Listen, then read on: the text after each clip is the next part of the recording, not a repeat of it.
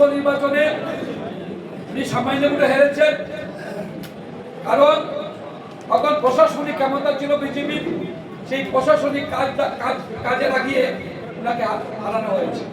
আপনারা যথেষ্ট কষ্ট করেছেন এবং হাইকমান্ড একজনকে প্রার্থী করেছে, এখানে 5 জন ছিলেন প্রার্থীর দাবিদার, সবাই আমার কংগ্রেস কর্মী। হাইকমান্ড একজনকে দিয়েছেন,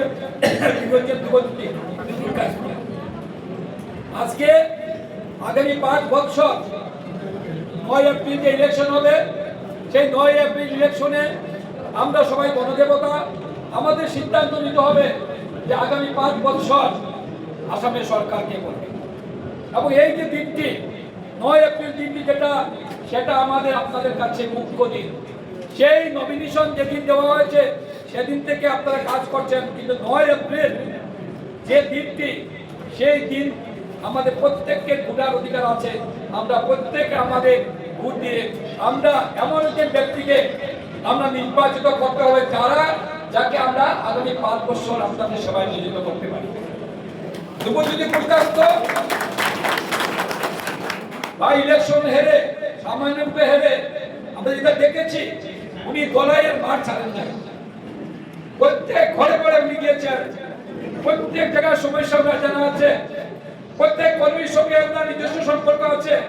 যেমন মহিলা বলুন, যেমন যুব কংগ্রেস বলুন, এনএসআই বলুন, সেবা দল বলুন, প্রত্যেকটা কর্মীর সাথে ওনার সম্পর্ক আছে, আমি দেখেছি। এবং উনি একজন ভালো বলের সন্তান। ওনার বাবা কিন্তু ছিলেন, উনি সবার সাথে কাজ করেছেন। আমি শুনেছি যে রেকর্ড সংখ্যক মাস্টারের চাকরি দিয়েছেন, সেটা আপনারা অনেকেই জানেন। অনেক মাস্টারের চাকরি নিজের হাতে দিয়েছেন। এবং আমাদের যিনি মন্ত্রী ছিলেন বিভিন্ন বলে, কিছুক্ষণ আগে আমাদের নরসিংপুর সভাপতি সভাপতি বলেছেন যে কি কি উন্নয়ন হচ্ছে। আমাদের সেই সব প্রচার কম হয়, বিজেপির কিছু কাজ না করে প্রচার খুব বেশি হয়। কারণ এবার যারা প্রার্থী বদলিয়েছে বিজেপি, কিসের জন্য বদলিয়েছে, সেই প্রশ্নটা আমি পরিমল বাবুর কাছে রেখেছি। সেই প্রশ্নটা আমি পরিমল বাবুর কাছে রেখেছি, আমরা পত্রপত্রিকা দেখেছি, আপনারা দেখছেন যে কিসের জন্য মেয়র দাসকে টিকিট দেওয়া হয় না।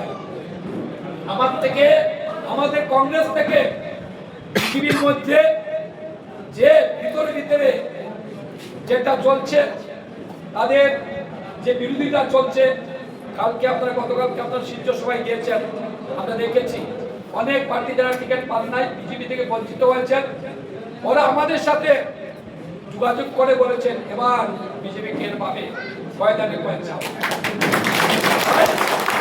আমি আপনাদেরকে একটা কথা বলছি, আপনারা শান্তিশিষ্টভাবে সুন্দরভাবে প্রত্যেক কর্মীর সঙ্গে, প্রত্যেক ভোটারের সঙ্গে আলোচনা করে 9 এপ্রিল আমাদের যিনি প্রার্থী হয়েছেন তাদের প্রতি প্রত্যেকের জন্য সমর্থন থাকে। এবং একটা কথা বলছি, যে ভোটটা হচ্ছে ম্যানেজ, যে যাকে বুঝিয়ে ম্যানেজ করে ভোটের বাসকে 9 তারিখ 4টার ভিতরে ভোট ঢুকাতে পারবে, সেই সাকসেসফুল হবে, সেই জিতবে। আমরা যখন বাবার কাছে টাকা নেই, আমরা অনেক জোরাত করি, কাজ সাহায্য করি, মা দাও, বাবা দাও, 5টা দাও, 10টা টাকা দাও, 5টা টাকা দাও, অনেক কথা বলার পর কিন্তু আমাদের বাবা মা আমাদেরকে টাকা দেয়।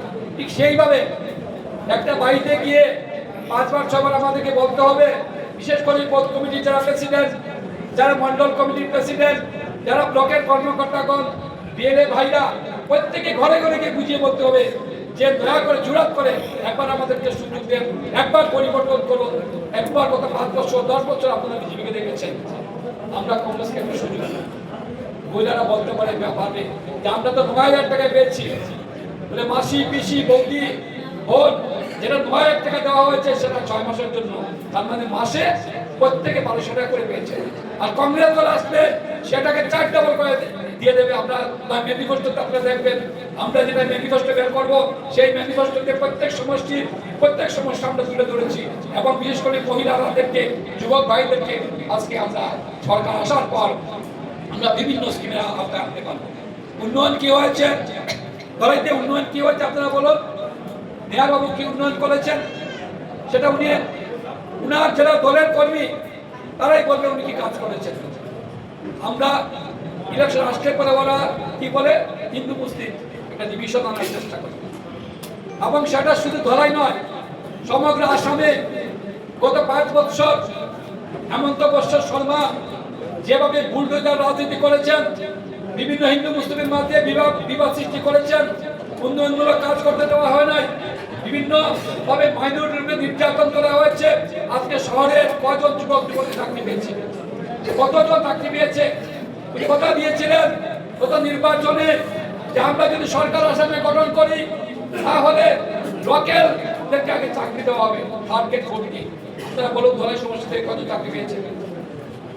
যেটা সময় এসেছে বন্ধুগণ, সেই সমাজটা সেই সময়ের 9 এপ্রিল আপনাদের ভোটের মাধ্যমে আপনাদের যেটা গণতন্ত্র আছে, গণতন্ত্রের পদ্ধতিতে আপনারা ভোট দিয়ে আপনাদেরকে দিতে দিবেন যে একটা ভোটের কতটুকু দাম আছে। আজকে আসামে যে পরিবেশ সৃষ্টি হয়েছে গৌরবের নেতৃত্বে, যেভাবে আসামে আজকে আমরা কংগ্রেস এগিয়ে যাচ্ছে, আপনারা বিভিন্ন ফেসবুকে, বিভিন্ন হোয়াটসঅ্যাপে, বিভিন্ন নিউজে আপনারা দেখবেন যে গৌরবের নেতৃত্বে আসামে একটা জোয়ার এসেছে এবং সেই জোয়ারের জন্য আসামের মুখ্যমন্ত্রী আজকে খুব চলে গেছে কিভাবে কংগ্রেসকে ভাঙানো যায়। যারা কংগ্রেস থেকে গিয়েছে বিজেপিতে তারা হচ্ছে দালাল, তারা হচ্ছে আজকে দালাল। যারা কর্মী যদি ধরাইতে এরকম কোনো সুযোগ সন্ধানী কংগ্রেস কর্মী থাকে, যারা বিজেপির সঙ্গে রাতে কথা বলছে দিনে কংগ্রেস করতে তাদেরকে দাঁড়িয়ে দিয়ে আমি জেলা কংগ্রেস সভাপতি বলছি, আপনার নাম বলবেন, আমি তাদেরকে দরকার নেই। ইলেকশন আসলে তোমার জায়গা দিয়ে দিয়ে পাস করে কত নির্বাচন উপনির্বাচন সেই জিনিসটা হয়েছে। আমরা 100% আমরা দায়িত্বে ছিলাম। যারা তো আমাকে বলেছেন আমরা দলেতে জিততে পারবো, দুর্নীতি করতে কত উপনির্বাচনে জিততে পারেনি। কিসের জন্য?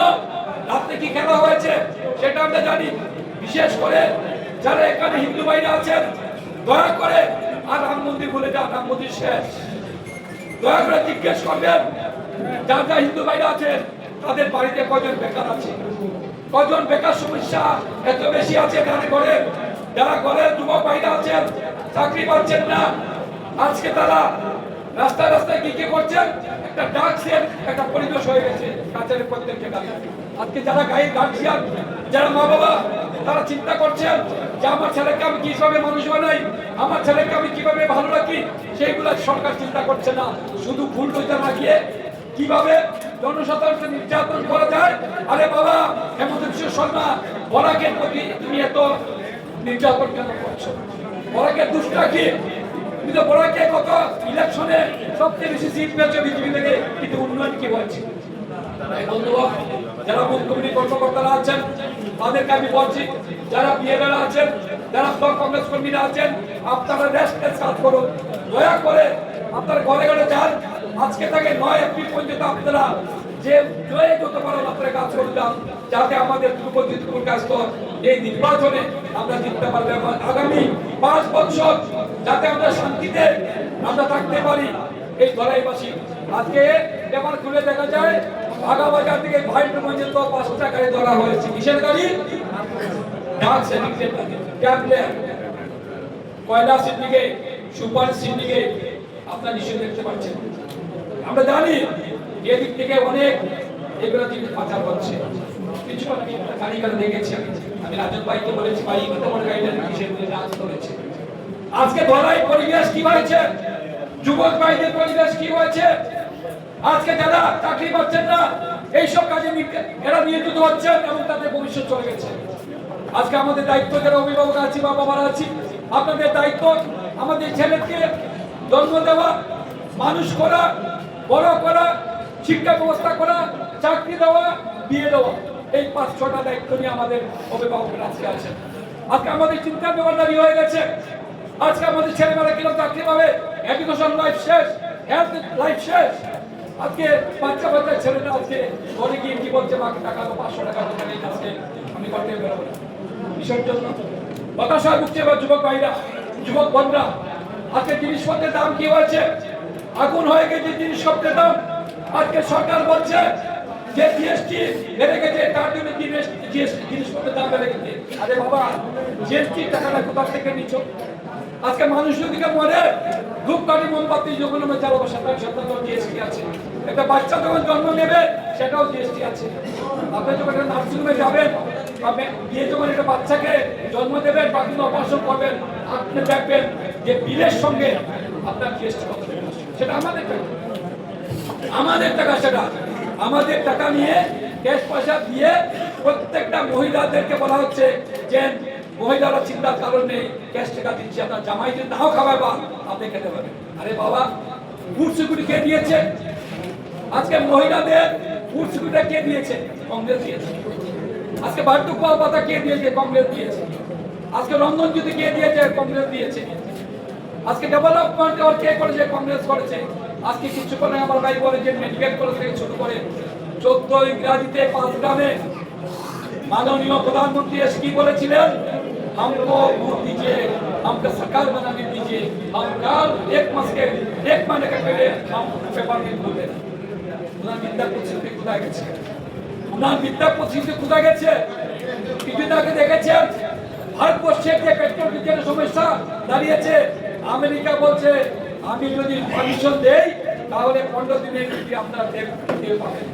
আমরা আমেরিকার উপর ডিপেন্ডেন্ট কেন? আমাদের আপনি 56 ইঞ্চি বুক, আপনার 56 ইঞ্চি বুকের কি অবস্থা? আজকে আপনি আমেরিকার উপর ডিপেন্ডেন্ট হয়ে আছেন, আর এখানে এসে বলছেন যে भाई लोग हम राम मंदिर बना दिया, सबको नकदी दे देगा, सबको सुरक्षा दे देगा, हमको वोट दिए। হিন্দু মানুষের সুরক্ষা কি আছে আপনারা বলুন? বিজেপি সরকার যদি এসেছে, এখানে এবার সুরক্ষার কি দরকার? আমাদের প্রধানমন্ত্রী ছিলেন মনমোহন সিং, আপনারা বলুন ভারতবর্ষে কোন গন্ডগোল হয়েছে? আসামে কোন গন্ডগোল হয়েছিল কিনা? আপনাদের যেমন ধরুন আমাদের মুখ্যমন্ত্রী আলফাকে একবারে ধ্বংস করে দেওয়া হয়েছিল, আশুকে ধ্বংস করে দেওয়া হয়েছিল, যেভাবে আসামে যে সন্ত্রাসবাদের সৃষ্টি হয়েছিল আমাদের প্রয়াত মুখ্যমন্ত্রী সেটাকে দমন করে দিয়েছিলেন এবং শান্তি বিপদে ঘোষণা করেছিলেন। আজকে বড় গগৈ আমাদের প্রিয় নেতা যে গগৈ সুপুত্র আজকে আসামের প্রত্যেক জেলাতে গিয়ে বলছেন আমরা শান্তির জন্য শান্তি সম্প্রীতি বজায় রাখবো, আমরা হিন্দু মুসলিম ভাই ভাই, আমরা আসামে আমরা সবাই বসবাস করছি।